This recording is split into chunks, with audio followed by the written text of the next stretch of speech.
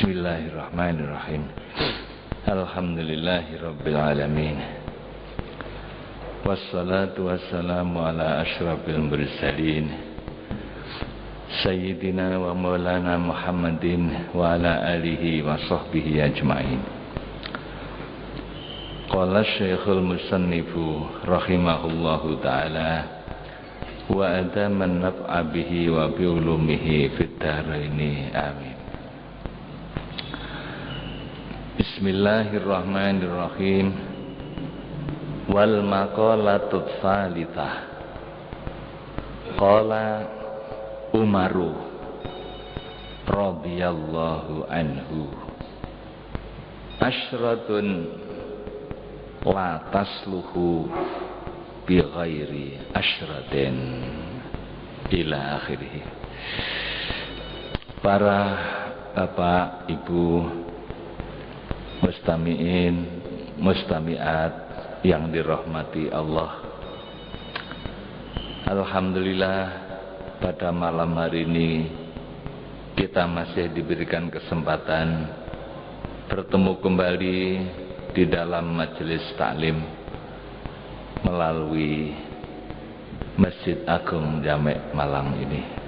Semoga ibadah kita diterima oleh Allah Subhanahu wa ta'ala. Pengajian kita yang lalu kita telah menyelesaikan makalah yang kedua yang berasal dari Sayyidina Abu Bakar As-Siddiq. Sekarang kita menginjak makalah yang ketiga, yaitu apa yang dikatakan oleh Sayyidina Umar radhiyallahu anhu. Para pembesar, orang-orang besar di hadapan Allah, yaitu para sahabat Nabi, orang-orang yang paling berjasa di dalam melanjutkan, membela dan menegakkan agama Allah di muka bumi ini. Sehingga sampai hari ini kita masih bisa mengikuti jejak mereka sepeninggal Rasulullah sallallahu alaihi wasallam. Apa yang mereka katakan tentunya tidak keluar dari apa yang digariskan oleh Allah dan oleh Rasulullah. Qala Umaru, us ngendika sapa Sayyidina Umar radhiyallahu anhu, asyratun utawi 10 minal khisali saking pira-pira perkara iku latas luhu ora patut apa asyrah bi ghairi asyratin ora kelawan 10. Ada 10 hal, ya, 10 hal ini tidak patut apabila tidak disertai dengan 10 hal yang lain, ya. Artinya 10 hal ini harus gandeng-gandeng gitu. Tidak boleh pisah. Kalau sampai pisah itu dinilai cacat.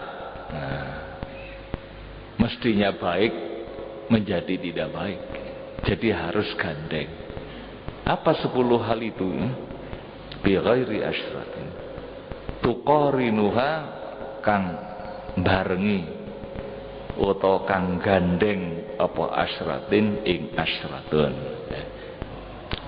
Jadi 10 hal gandengannya juga 10. Yang pertama adalah layas luhul aklu bi ghairi wara'in. Ora patut apa akal tanpa wirai. Ada orang akalnya cerdas, cemerlang,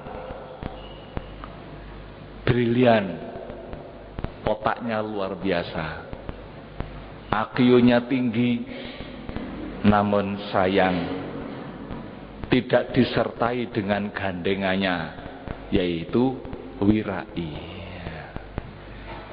Ya. Jadi gandengannya akal cerdas itu harus wirai. Wirai itu apa? Wirai itu artinya memelihara diri dari syubhat, lebih-lebih dari yang haram. Jadi orang Islam itu harus wirai untuk menjadi orang yang mulia.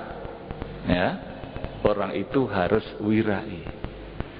Maka orang yang akalnya cerdas tapi tidak wirai, maka akal atau kecerdasannya itu akan tercela, cacat. Kata orang Jawa, nek pintere gak nyacat. Wah, nek pintere luar biasa, otaknya cemerlang, tapi sayang. Kalau ada sayangnya, sayangnya tidak itu, dia itu tidak menjaga dirinya dari perbuatan-perbuatan yang tidak baik. Maka kecerdasannya orang itu akan jatuh, nilainya menjadi rendah. Mestinya nilainya kecerdasan itu begitu tinggi, tapi karena tidak digandeng dengan wirai, orang itu tidak berakhlak mulia, maka kecerdasannya itu akan cacat, nilainya menjadi jatuh, gitu ya. Jadi cerdas, pinter, bagus.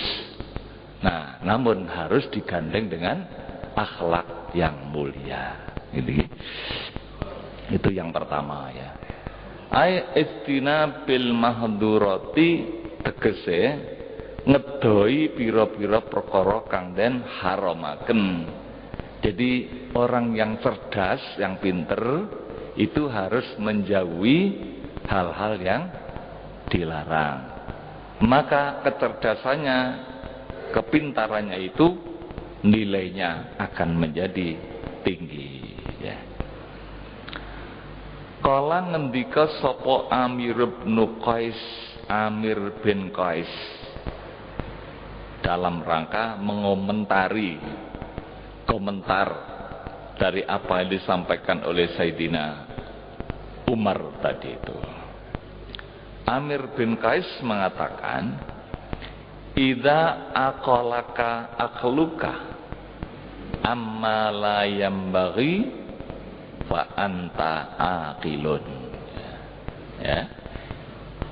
Idza aqalaka tatkalane nyegah ing sira apa akhluka akalira, nyegah amma saking barang layam bagi kang ora sayukja apa ma, fa anta mongko utawi sira iku akilun, aran wong kang duweni akal sampurna ya. Apabila engkau punya akal yang cerdas, kemudian akalmu itu bisa menjadikan kamu menjaga diri dari hal-hal yang dilarang, maka berarti Anda itu mendapatkan predikat orang yang berakal. Jadi dalam rangka mendukung apa yang dikatakan oleh Sayyidina Umar tadi itu. Jadi mafhum mukhalafahnya ya, bahwa orang yang punya akal cerdas tapi kok tidak menjaga dirinya dari perbuatan yang dilarang oleh agama, maka orang itu bukan orang yang berakal, nah, gitu ya.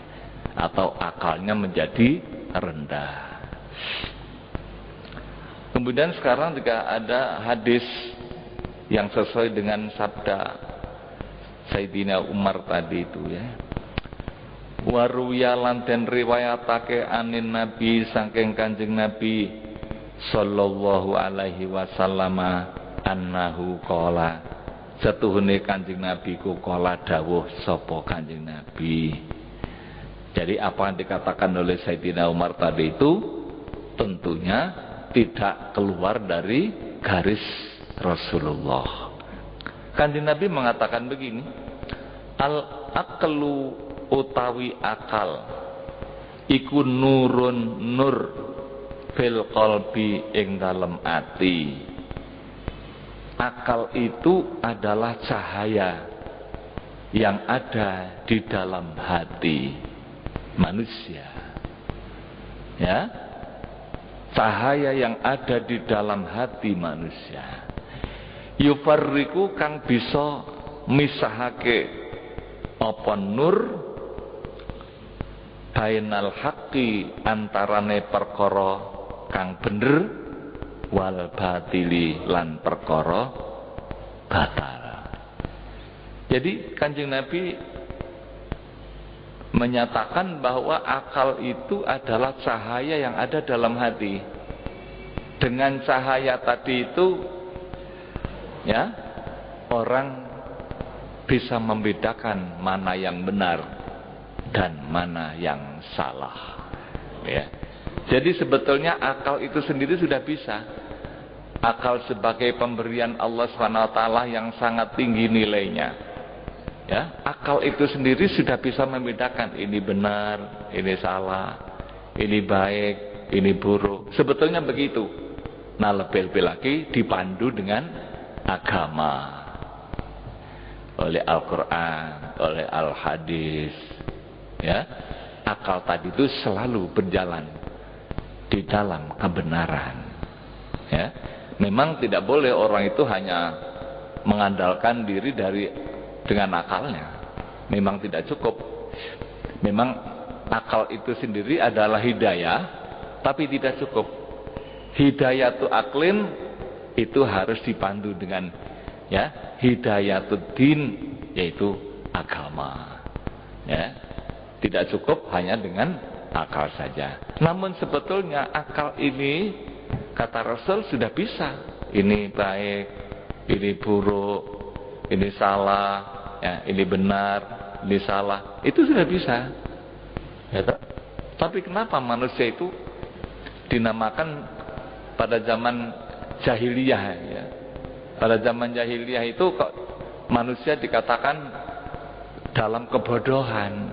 Itu bukan berarti mereka itu akalnya bodoh, tidak mengerti apa-apa. Bukan. Mereka adalah orang-orang yang cerdik, orang yang pandai-pandai. Ya, Sayyidina Abu Bakar, Sayyidina Umar, itu orang yang cerdik, pandai. Tapi sebelum datang agama Islam, Kanjeng Nabi belum mendapatkan tugas dari Allah sebagai Nabi dan Rasul, agama Islam masih belum ada, maka orang zaman itu dinamakan zaman jahiliyah. Zaman kebodohan. Bukan berarti manusia waktu itu tidak punya akal gitu. Cuma akal manusia yang cerdas pada waktu itu tidak bisa membedakan antara yang benar dengan yang salah. Contohnya apa? Mereka kok menyembah berhala. Itu mestinya akal kan sudah bisa mengatakan bahwa itu tidak benar. Masa batu kan disembah gitu. Mereka membuat patung-patung, kemudian diberi nama, ada yang namanya Lata, Uzza, Mana. Kemudian di Ka'bah itu dikelilingi dengan tidak kurang dari 360 patung yang setiap pagi dan sore disembah-sembah. Walata wal Uzza wa manata falisatal ukhra wa innahunna gharanikul ula fa inna syafa'atahum la turja. Sambil telanjang bulat mereka mengelilingi Ka'bah, menyanyi-nyanyi Walata wal Uzza, demi Tuhan Lata, demi Tuhan Uzza, demi Tuhan Mana. Gitu. Itu mereka ucapkan kalimat-kalimat itu, dipuja-puja, ya, Tuhan-Tuhan yang dianggap mereka Tuhan yang paling besar, Lata, Uzza, Mana, fa innahunna gharanikul ula. Mereka ini adalah bagaikan burung bangau yang terbang tinggi. Wah, ya, itu kan akal mereka berarti bodoh gitu. Wong patung dibikin sendiri tapi dianggap sebagai Tuhan gitu. Itulah maka dinamakan zaman kebodohan, ya. Mestinya lebih mulia yang membuat daripada yang dibuat. lebih mulia dia daripada patungnya. Maka benarlah di dalam sejarah zaman itu dinamakan zaman kebodohan. Mestinya yang dinamakan Tuhan itu adalah pencipta alam ini, yang menciptakan langit, menciptakan bumi dan seluruh isinya. Ya, itu yang dianggap Tuhan, jangan yang lain. Ya, sampai sekarang ini orang-orang yang tidak menyembah Allah itu termasuk zaman kebodohan. Gitu. Jadi akalnya itu tidak digunakan.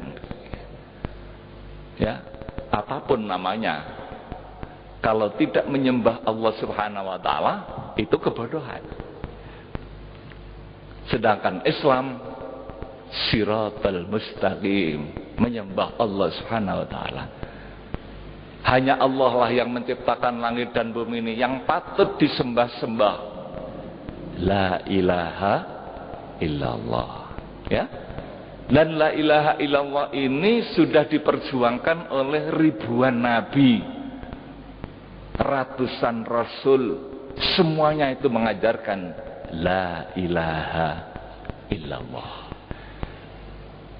Namun pada saat-saat fatrah, artinya pada masa-masa ditinggalkan oleh Nabi pada saat itu sudah tidak ada, wafat.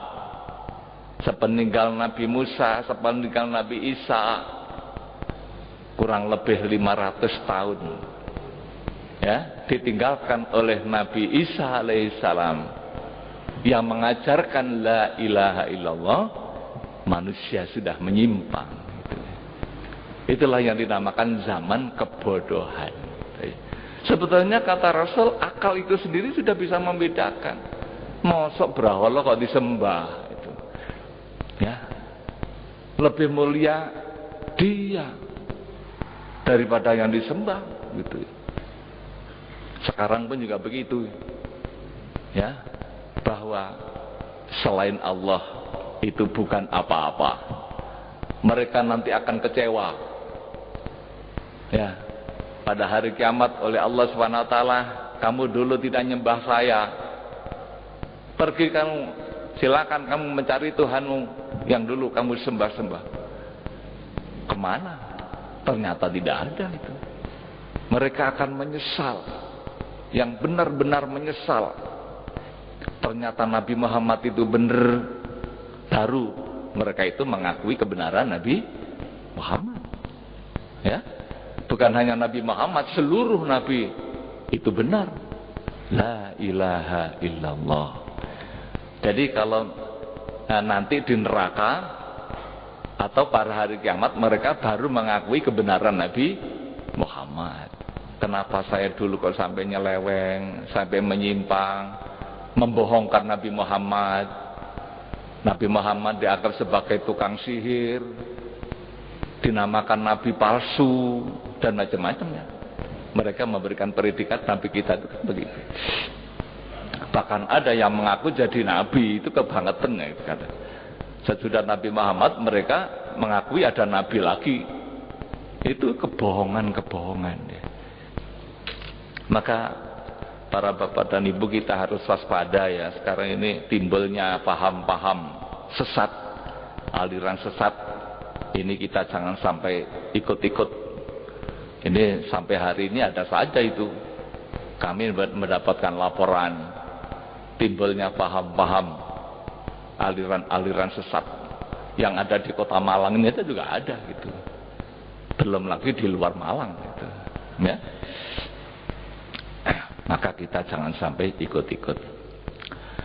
Jadi akal itu kata Rasul adalah nur yang ada dalam hati. Lebih-lebih kalau akal kita itu dipandu dengan agama, kita mendengarkan Al-Quran, cahaya. Akal yang ada dalam hati semakin cemerlang dengan Al-Quran. Mendengarkan sabda Rasul semakin cemerlang. Ya. Semakin bisa membedakan mana yang benar dan mana yang salah. Al-aqlu nurun fil qalb yufarriqu bainal haqqi wal batil. Ya, maka Al-Qur'an itu dinamakan Al-Furqan. Al-Furqan itu artinya Al-Qur'an itu membedakan yang benar dan yang salah. Ikuti yang benar menurut Al-Qur'an. Ya, tinggalkan yang salah menurut Al-Qur'an. Ini Al-Furqan. Itu yang pertama. Yang kedua kata Sayyidina Umar, jadi kalau yang pertama itu akal itu harus gandeng dengan wirai. Kalau tidak digandeng dengan wirai, akal itu tidak ada nilainya. Sekarang yang kedua, walal amalu lan ora patut opo amal bi ghairi ilmin, ora kelawan ilmu. Jadi amal dengan ilmu harus gandeng. Amal tanpa ilmu ditolak. Ya. Karena kemungkinan besar amal tadi itu tidak benar, tidak sesuai dengan tuntunan. Maka orang yang beramal harus berilmu. Ilmu itu adalah dari Allah SWT. Setiap Allah itu memberikan tugas amal ibadah selalu diikuti, disertai dengan petunjuk. Juklaknya begini, ini ada ilmunya. Maka ketika Kanjeng Nabi turun dari langit setelah selesai perjalanan Isra dan Mi'raj, oleh Rasulullah diterima tugas sholat 5 waktu bersama umatnya. Ya, SK-nya sudah diterima.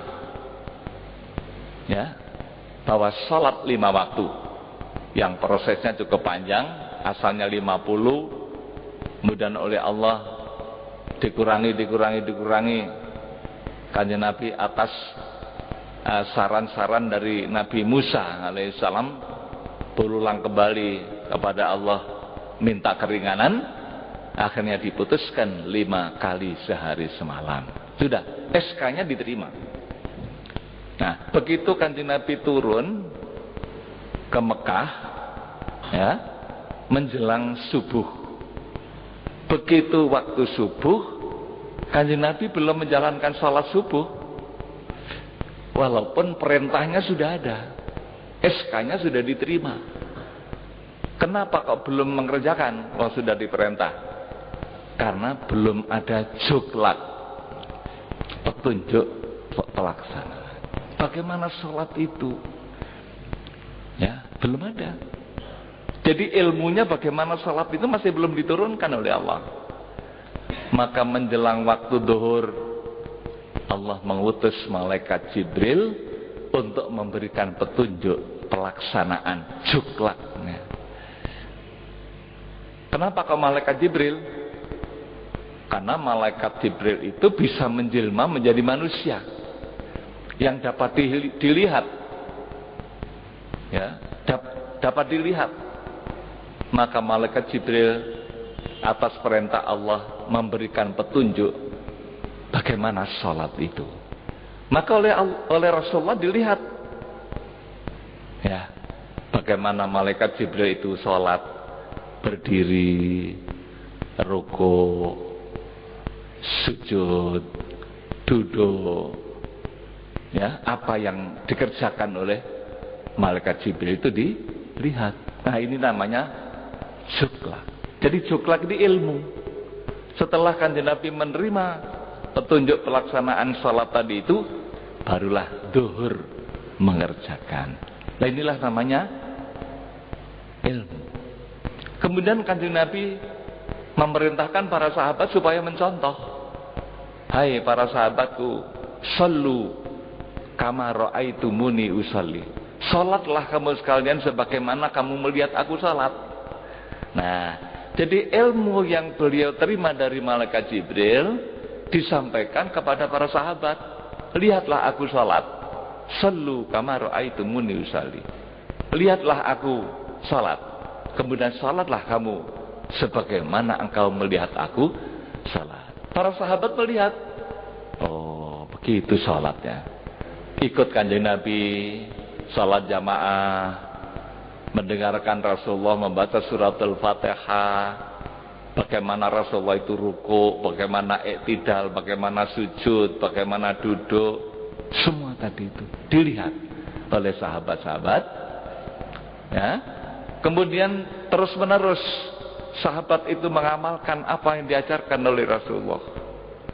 Ya, sampai Rasulullah wafat, oleh para sahabat diajarkan kepada murid-muridnya, anak-anaknya, santri-santrinya yang tidak pernah melihat Rasulullah. Jadi generasi sesudah sahabat itu tidak melihat Rasulullah. Oleh karena tidak melihat Rasulullah, oleh para sahabat diberi petunjuk sesuai dengan apa yang disabdakan oleh Nabi tadi itu, sallu kama ra'aitumuni usalli. Salatlah kamu sebagaimana kamu melihat aku salat. Para sahabat salat, dilihat oleh tabi'in gitu. Ya, begitu selanjutnya tabi'in sudah ditinggalkan sahabat. Tabi'in melanjutkan ilmunya tadi itu kepada tabi'in. Begitu seterusnya. Dari generasi ke generasi, salat tadi itu diajarkan sampai kepada kita. Kita mencontoh guru kita kan gitu ya. Jadi kalau kita tidak melihat Rasulullah, tidak bisa. Kita hanya berdasarkan sallu kama ra'aitumuni usolli. Kapan kon delok Kanjeng Nabi? Tidak cukup. Jadi harus ada gurunya. Tidak bisa kita meninggalkan guru. Jadi hadis itu adalah merupakan teoritis, guru adalah praktis. Kita mencontoh guru kita, mencontoh orang tua kita. Ngene lho le nek salat iku bapak ya memberikan contoh anaknya. Ngene nduk ibu memberi contoh anaknya gitu. Nanti anak panjenengan memberi contoh kepada cucu panjenengan, begitu terus menerus ila yaumil kiamah. Begitulah para bapak ibu, ilmu ya itu semuanya dari Allah lewat malaikat Jibril. Malaikat Jibril menyampaikan pada Nabi Muhammad. Jadi Nabi kita punya guru yaitu malaikat Jibril. Kemudian dilanjutkan sampai kepada kita ini. Semua amal ibadah itu ada tuntunannya. Jadi kalau kita tidak ngaji, tidak punya ilmu, oh salate salah kabeh. Jika ada yang mengatakan salate salat rubuh-rubuh gedang, ana kancane rukuk melok rukuk, ana kancane sujud melok sujud. Wah, ini tidak ada ilmunya, tidak sah itu salatnya.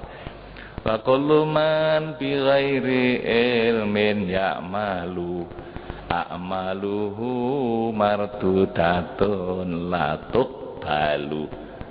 Disimpulkan oleh ulama, setiap orang yang beramal tanpa ilmu ditolak, tidak akan diterima oleh Allah. Ya. Maka oleh karena itu Bapak Ibu, ngaji itu hukumnya wajib. Wajib ain. Gitu. Setiap orang Islam ngaji itu hukumnya wajib. Barang siapa yang tidak ngaji, maka amalnya tidak akan diterima oleh Allah.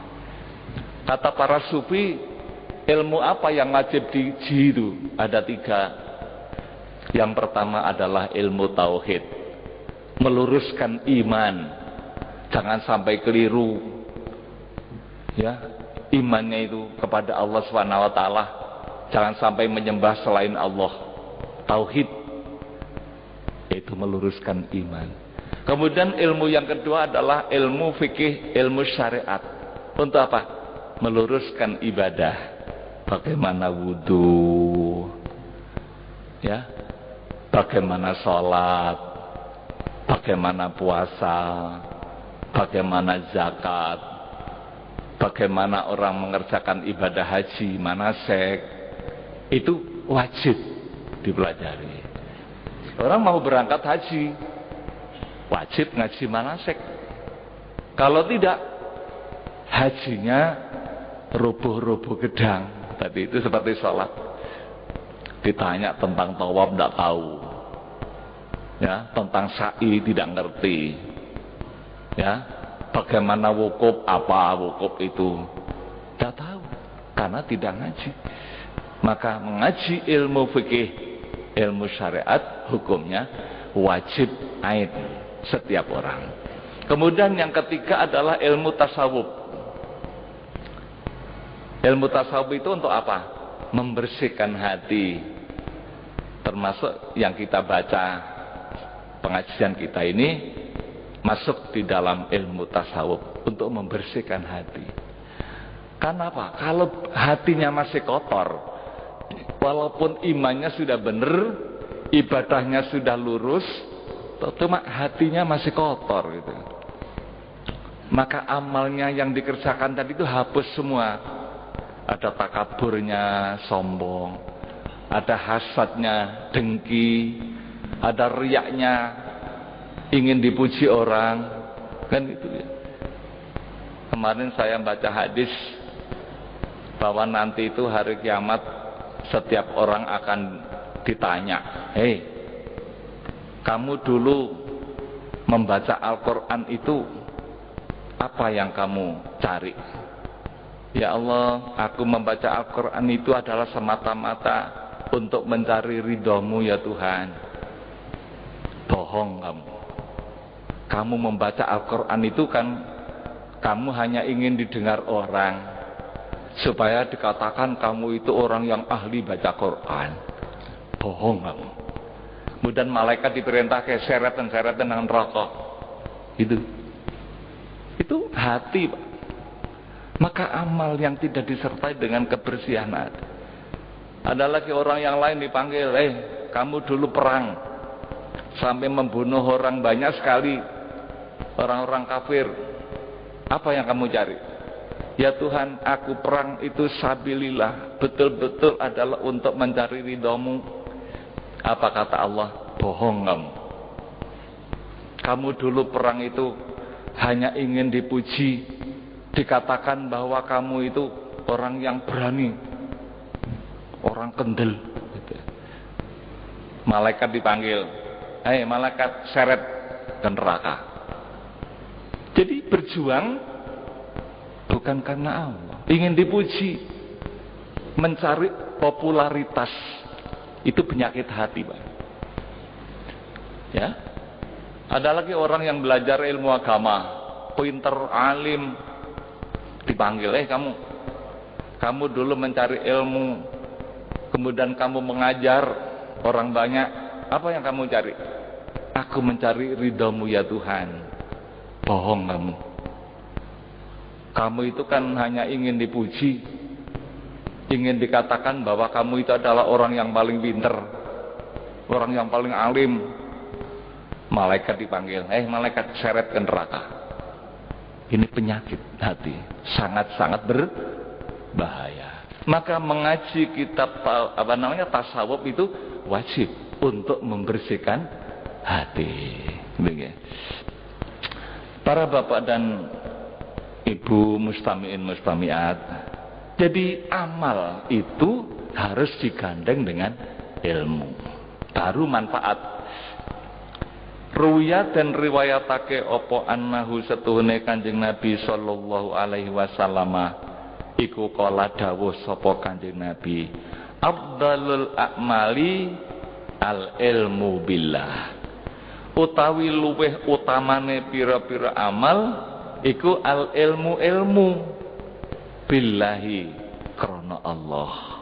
Ya ta? Jadi amal yang paling afdal itu adalah ngaji, gitu.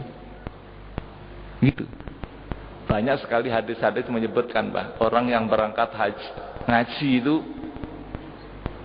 langkahnya dihitung oleh malaikat.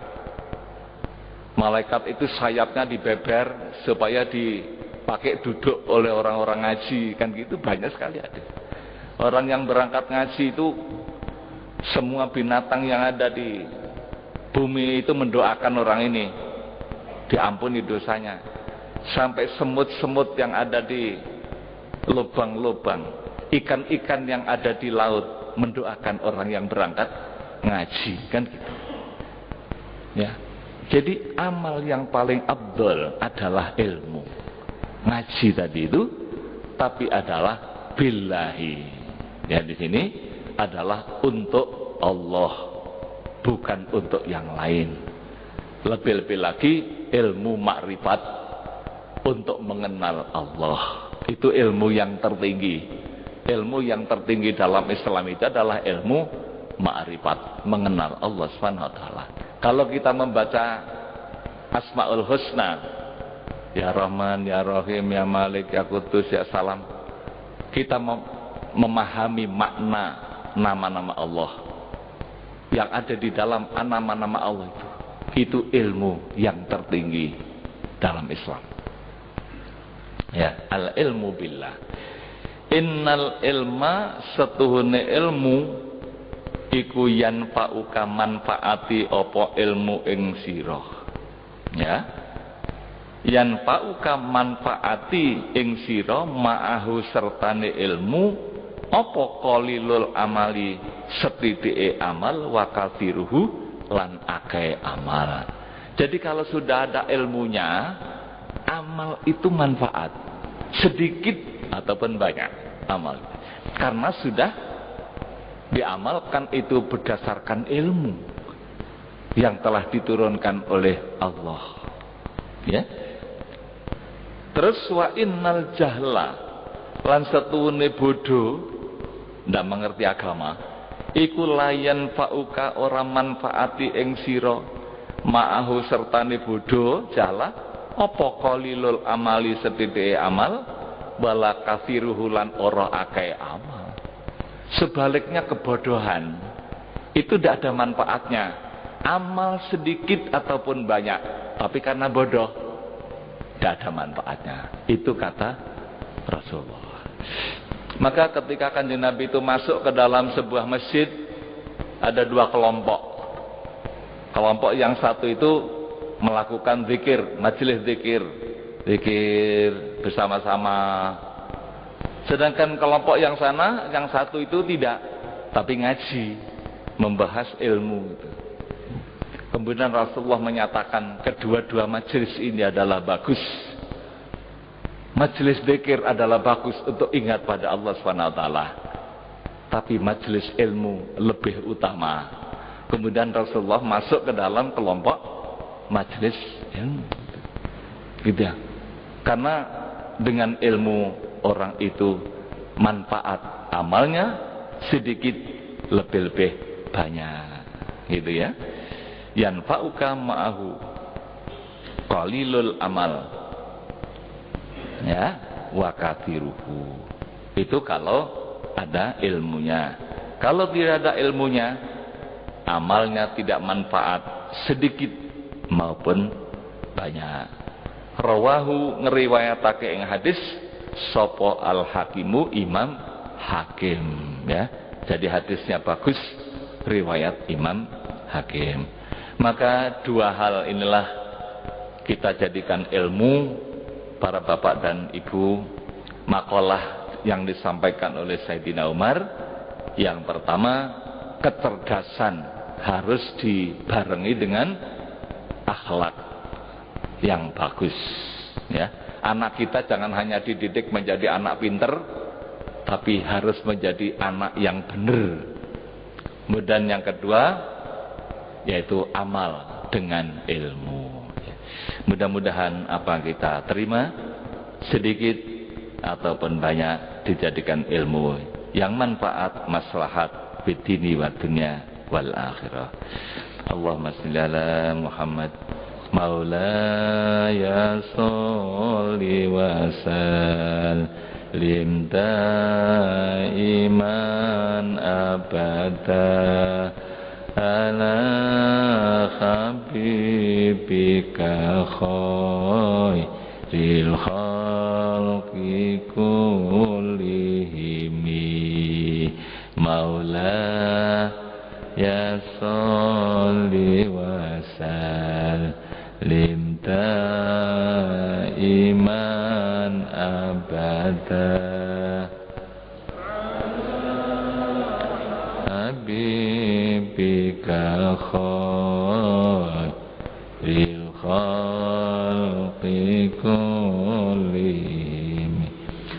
bitatarqa ila anil tamazilatan min qabi qausaini lam tudrak walam turami maula